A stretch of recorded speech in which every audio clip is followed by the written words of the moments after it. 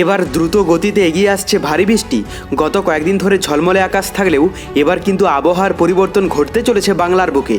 কিন্তু ঠিক কোন এলাকায় আবহাওয়ার পরিবর্তন ঘটবে এবং কোন দিকেই বা ভারী বৃষ্টি হবে তা নিয়ে এই ভিডিওতে আপনাদেরকে বিস্তারিতভাবে জানিয়ে দেব।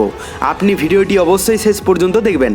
ভিডিওটি ভালো লাগলে একটি লাইক করবেন, আর এইরকমই লেটেস্ট ও হেল্পফুল ভিডিওগুলি সবার প্রথম দেখার জন্য আমাদের চ্যানেলটিকে সাবস্ক্রাইব করে পাশের বেল আইকনটি বাজিয়ে দেবেন। চলুন এক নজরে দেখে নেওয়া যাক। চৈত্র মাসটা বৃষ্টির কৃপায় বেশ মনোরম কাটলেও বৈশাখ পড়তেই ভোলবদল করতে চলেছে প্রকৃতি। আলিপুর আবহাওয়া দপ্তর ও মৌসুম ভবনের পূর্বাভাস বলছে, নতুন বছরের শুরু থেকেই চড়চড়িয়ে বাড়বে তাপমাত্রার পারদ। শুধু তাই নয়, এবার বর্ষা নিয়েও আশঙ্কার কথা শুনিয়েছে হাওয়া অফিস। প্রশান্ত মহাসাগরে তৈরি হওয়া এলনিনোর প্রভাবে গোটা দেশেই এবার বৃষ্টির ঘাটতি হতে পারে। জুন মাসে এলনিনো পরিস্থিতি সক্রিয় হলে দেশ জুড়ে স্বাভাবিকের তুলনায় 8% কম বৃষ্টি হতে পারে, যার সরাসরি প্রভাব পড়বে কৃষিকাজে।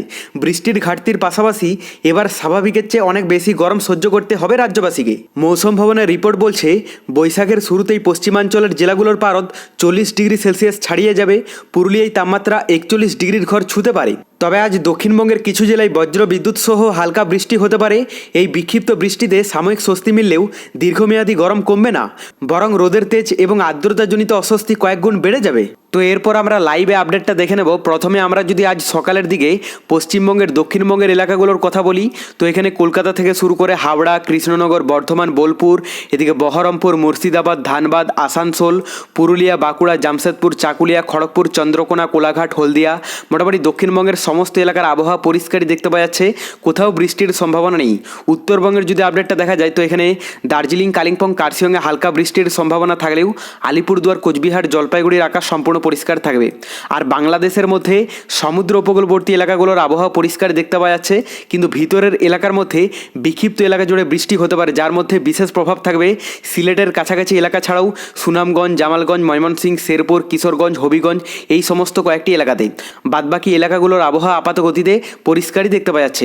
এরপর আমরা দুপুরের দিকে আপডেটটা দেখে নেব। তো দুপুরের দিকের মধ্যে দক্ষিণবঙ্গের এলাকাগুলোর কথা বলতে গেলে আসানসোলের কাছাকাছি এলাকাগুলোতে হালকা বৃষ্টির সম্ভাবনা রয়েছে।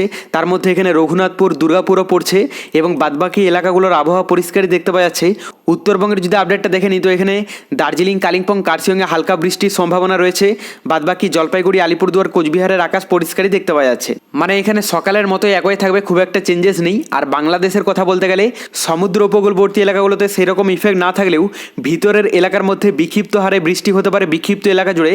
তার মধ্যে বিশেষ প্রভাব দেখতে পাওয়া যাচ্ছে ঢাকা, টাঙ্গাইল, রাজশাহী, এদিকে পাবনা, নাটোর, যশোর, বাদবাকি এখানে ফেনী, কুমিল্লা, আগরতলা, এই সমস্ত এলাকাগুলোতেও কিন্তু হালকা ইফেক্ট দেখতে পাওয়া যাচ্ছে। রাতের দিকের কথা বলতে গেলে এখানে দক্ষিণবঙ্গের কোথাও বৃষ্টির সম্ভাবনা নেই, সকালের মতো একই থাকবে। শুধুমাত্র দুপুরের দিকে হালকা বৃষ্টির সম্ভাবনা রয়েছে দক্ষিণবঙ্গের বিক্ষিপ্ত এলাকা জুড়ে। আর উত্তরবঙ্গের কথা বলতে গেলে দার্জিলিং, কালিম্পং, কার্শিয়ংয়ে সকাল থেকে রাত পর্যন্ত ইফেক্ট থাকলেও বাদবাকি এলাকাগুলোর আবহাওয়া সম্পূর্ণ পরিষ্কারই দেখতে পাওয়া যাচ্ছে। আর বাংলাদেশের কথা বলতে গেলে সমুদ্র উপকূলবর্তী এলাকাগুলোতে সকাল থেকে রাত পর্যন্ত সেইরকমভাবে ইফেক্ট না পড়লেও বিক্ষিপ্ত এলাকা জুড়ে বৃষ্টির সম্ভাবনা রয়েছে দুপুর এবং রাতের দিকটাতে। তো রাতের দিকের মধ্যে বিশেষ করে সিলেটের কাছাকাছি এলাকাগুলোতে হালকা ইফেক্ট থাকবে এবং এখানে সুনামগঞ্জ, নেত্রকোনা, এই সমস্ত এলাকাগুলোতেও কিন্তু হালকা বৃষ্টির সম্ভাবনা দেখতে পাওয়া যাচ্ছে।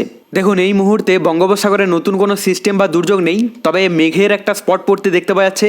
এর ইফেক্টটা বিশেষ করে বাংলাদেশের দিকেই ঢুকছে, যদিও দক্ষিণবঙ্গে সেইরকমভাবে ইফেক্ট পড়তে দেখতে পাওয়া যাচ্ছে না। তবে আমরা পরবর্তীতে নতুন কোনো দুর্যোগের আভাস পেলে অবশ্যই আপনাদেরকে লাইভে জানিয়ে দেব। তার জন্য চ্যানেলটিকে সাবস্ক্রাইব করে রাখতে ভুলবেন না।